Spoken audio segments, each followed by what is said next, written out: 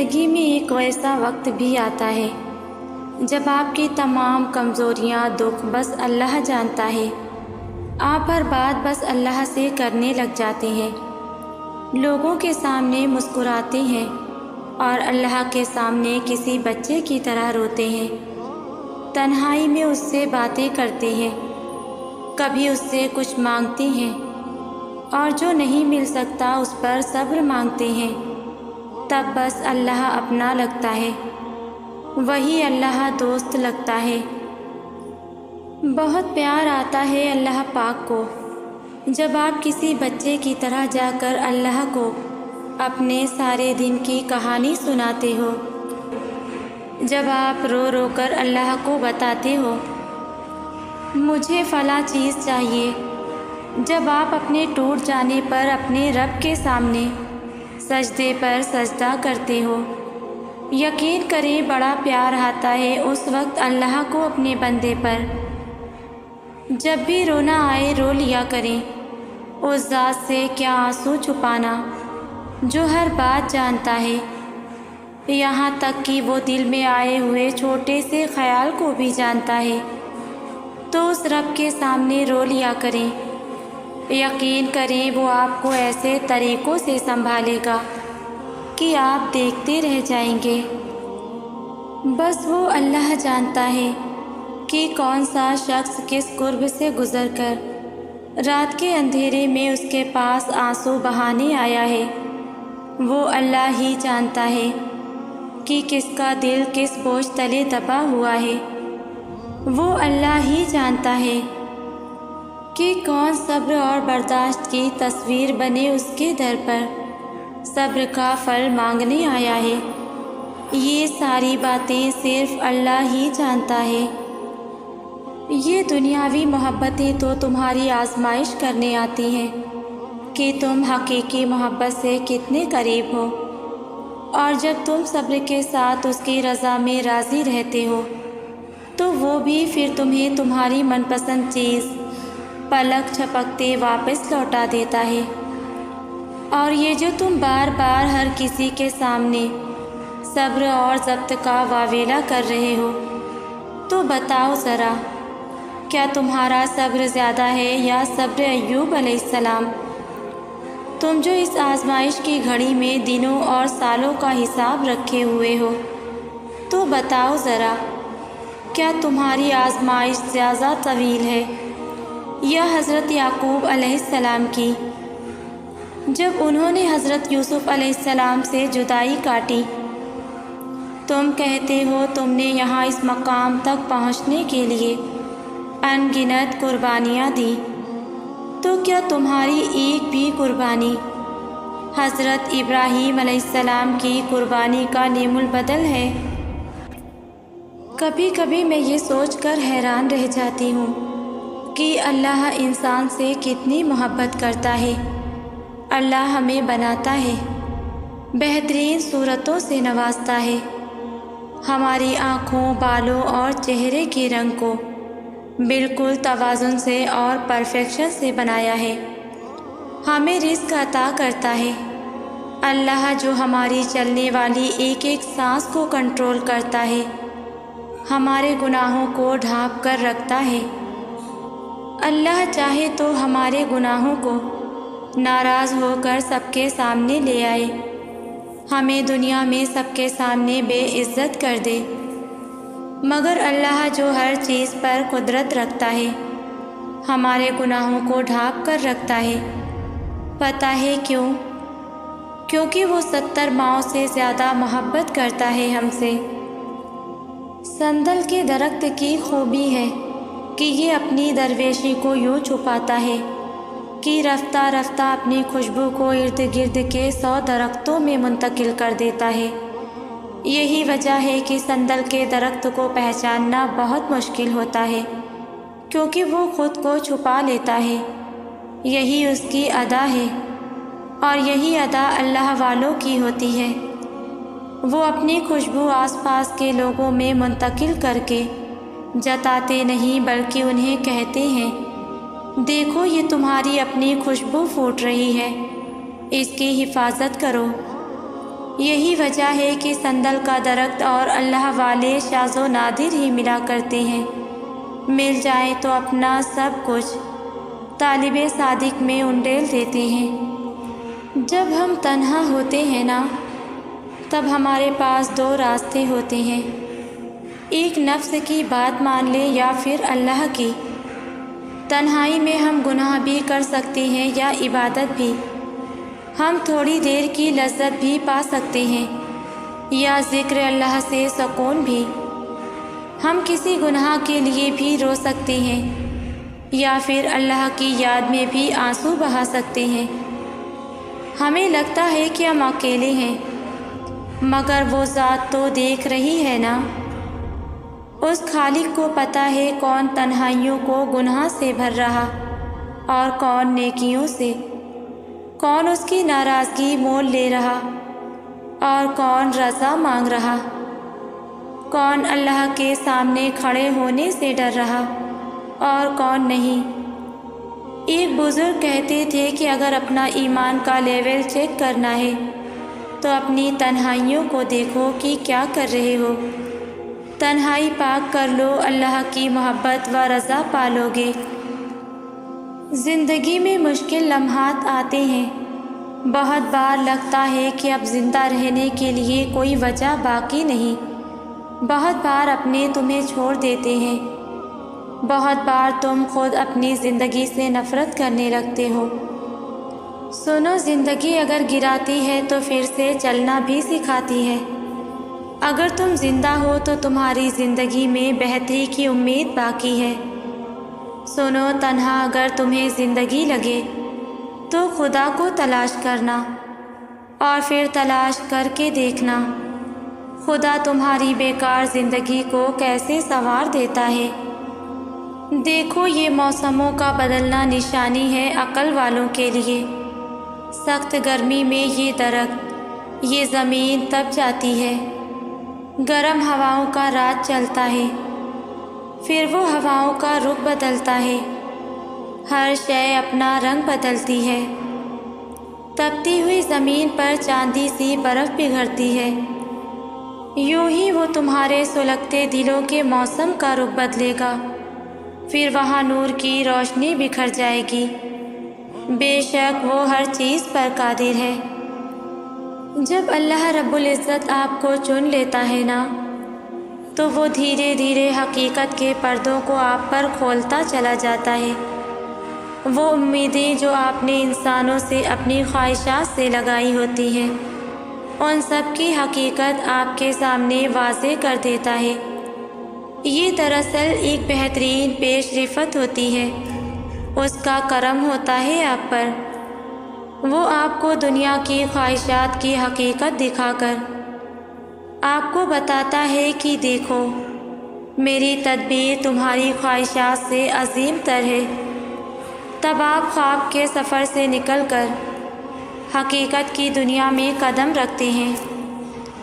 تب دھیرے دھیرے اس دنیا کی محبت اور اس کی تمام خواہشات آپ کے دل سے اترنے لگتی ہیں، اور اللہ کریم اپنی محبت کے راستے آپ پر کھول دیتا ہے۔ پاکیزگی کے اس عمل میں جو بھی اذیت یا محرومی آئے تو گھبرانا نہیں، مایوس نہیں ہونا۔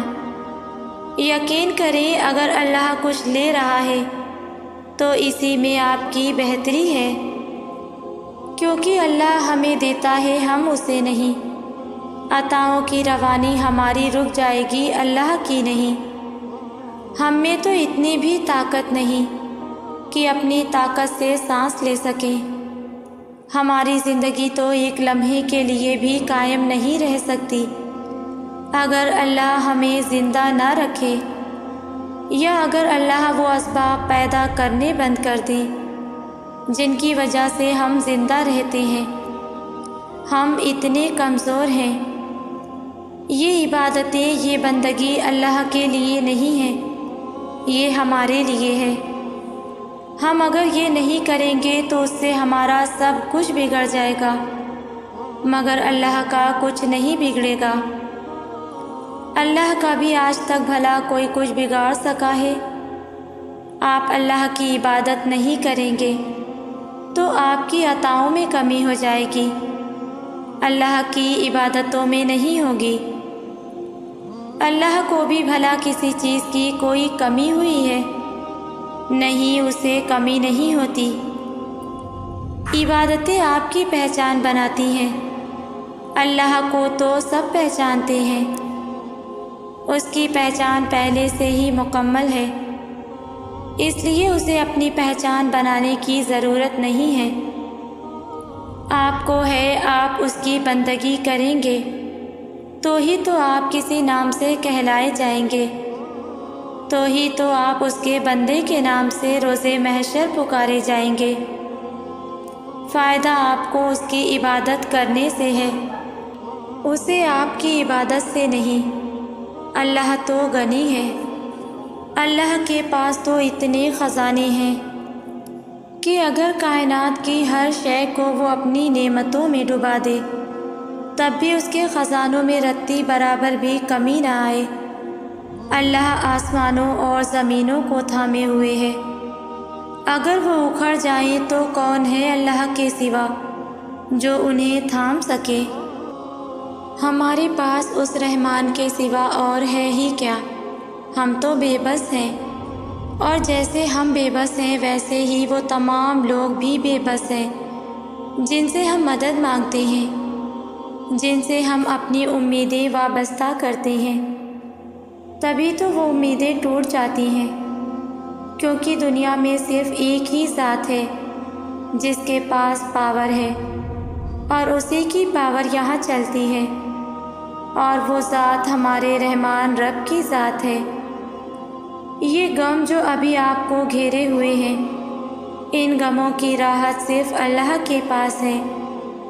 یہ چوٹ جو زندگی کی ٹھوکر نے آپ کو لگائی ہے، اس کا مرہم بھی صرف اللہ کے پاس ہے۔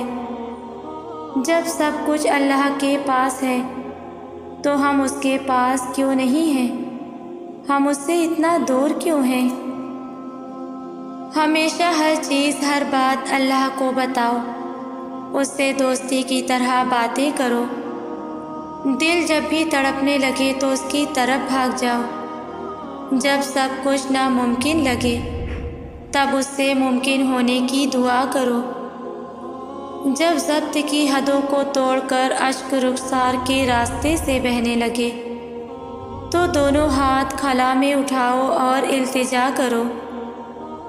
جب کبھی زندگی سے ہار جاؤ اور جینے کی چاہت دم توڑ دے تو آنکھیں بند کر کے اس کی موجودگی کو محسوس کرو، پھر ہاتھ دھڑکتے ہوئے دل پر رکھو، ان دھڑکنوں کی سرگوشیوں کا شور محسوس کرو، یوں لگے گا جیسے وہ اسی سینے میں موجود ہے، جیسے وہ ان دھڑکنوں میں لہو کی مانند دوڑ رہا ہے، جیسے وہ پوری روح پہ قابض ہے۔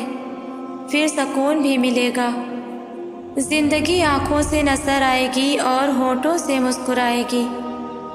سوچو ذرا، جب اسے محسوس کرنے میں اتنا سکون ہے تو سوچو وہ اگر روبرو آ گیا تو کیا سے کیا حال ہو جائے گا۔ ہماری زندگی میں کوئی بھی ایسا لمحہ نہیں جس لمحے کے لیے اللہ نے اپنی مدد تیار نہ رکھی ہو، یہاں تک کہ اگر ہماری ایک انگلی دروازے میں آ جاتی ہے تو اللہ نے اس کے لیے بھی راحت رکھی ہے کہ کچھ سیکنڈز کے بعد ہمیں آرام آنا ہی آنا ہے اور ہمیں بھول جائے گا کہ ہماری انگلی پہ چوٹ آئی تھی۔ یہ تو بہت چھوٹی سی مثال ہے اللہ کے رحم کی، تو آپ سوچیں کہ جس رب کو آپ کی اتنی چھوٹی سی چوٹ کی بھی اتنی پرواہ ہے، اس رب کو کیا آپ کی بڑی بڑی پریشانیوں کی پرواہ نہ ہوگی؟ مس جج نہ کیا کریں اپنے اللہ کو، اس کا رحم بہت وسیع ہے، اس کی محبت سب سے بڑی محبت ہے۔ سو پریشان ہونا چھوڑ دیں، آپ جتنا کر سکتے تھے آپ نے کیا ہے، باقی کا اللہ کے سپرد کر دیں، وہ آپ کے معاملات خود ہی دیکھ لے گا، کیونکہ اللہ کافی ہے آپ کے سبھی کام بنانے کے لیے۔ اللہ کچھ نہیں کہتا، اللہ ٹوٹے دلوں کو جوڑتا ہے۔ یہ تو لوگ ہیں جو شکوے کرتے ہیں، تانے دیتے ہیں، وہ تو سمیٹ لیتا ہے، ڈھانپ لیتا ہے۔ اور تم سے کس نے کہا نماز کو سکون کے لیے پڑھو؟ نماز تو اطاعت کے لیے پڑھی جاتی ہے، سکون تو بونس ہے جو اگر اس زندگی میں نہ بھی ملا تو اگلے جہاں میں مل جائے گا۔ تم اس کے پاس جاؤ تو صحیح، وہ اپنے بندے کو سمیٹنا جانتا ہے، وہ اپنے بندے کو ہیل کرنا جانتا ہے۔ نہ بہار کو سدا رہنا ہوتا ہے اور نہ خزاں کو، دورانیہ دونوں کا مختصر ہی ہوتا ہے۔ فرق اتنا ہی ہوتا ہے کہ دونوں میں ایک خوشی لاتی ہے اور دوسرا غم۔ انسان کی زندگی بھی بہار اور خزاں کی مثل ہی ہے۔ کب زندگی کی شاخ پھولوں سے بھر جائے اور کب وہی شاخیں جھلس کر خزاں کا روپ دھارن کر لے اور چڑچڑاتے ہوئے پتوں کی طرح بکھر جائیں کہ پھر ان کا نام و نشان ہی نہ رہے۔ اور یہ حقیقت ہے کہ ہمیں بہار سے گزر کر خزاں تک جانا ہی ہوتا ہے۔ آپ محنت کر رہے ہیں مگر اجر نہیں مل رہا، آپ دعائیں مانگ رہے ہیں مگر ایسا لگتا ہے کہ قبول نہیں ہو رہی ہیں، انتظار کرنا پڑ رہا ہے۔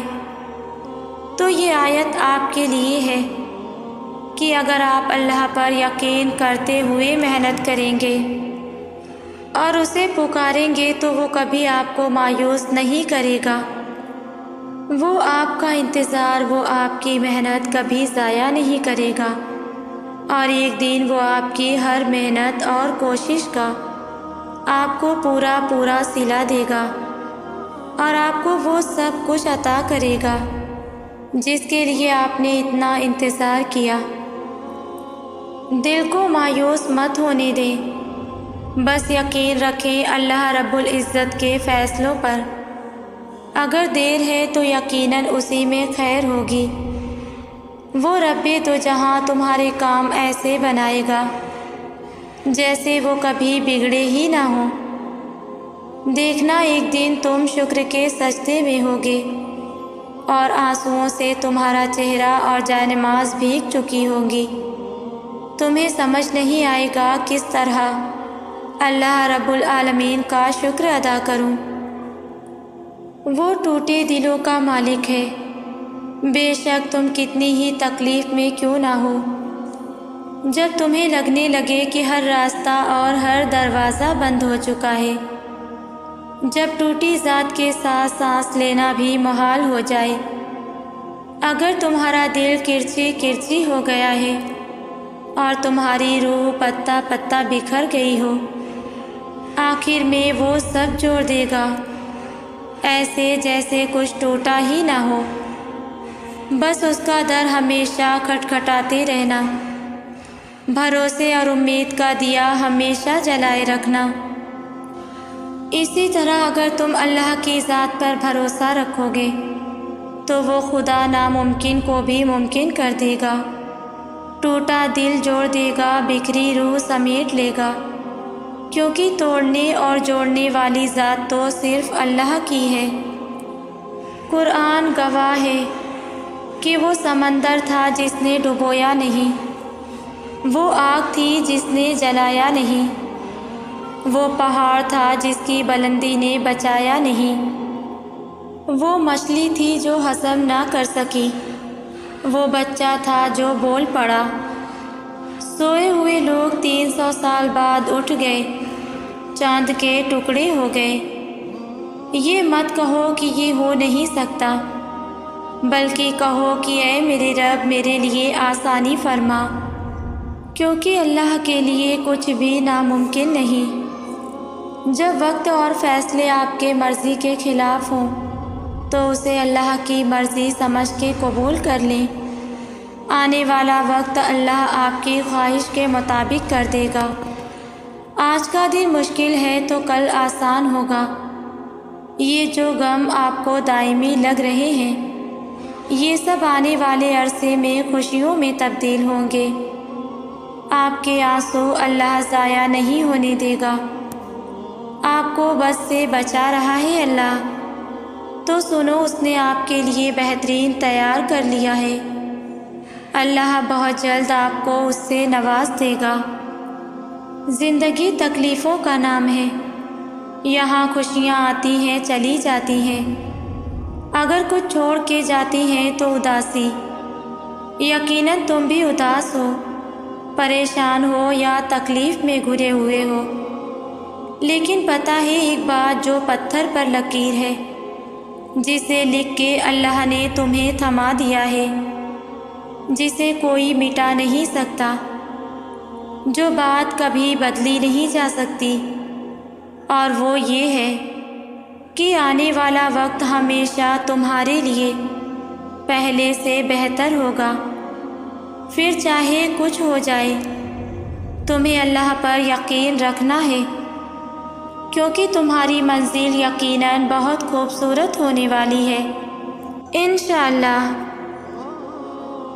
میرے وہ تمام ویورز جنہوں نے لیے خاص کامنٹ میں مجھ سے دعا کے لیے کہا، اور جنہوں نے نہیں بھی کہا، میں آپ تمام لوگوں کے لیے دعائیں کرتی ہوں کہ اللہ پاک آپ سب کی مشکلوں کو آسان کرے اور سب کو اپنے حفظ و امان میں رکھے، آمین۔ جزاک اللہ۔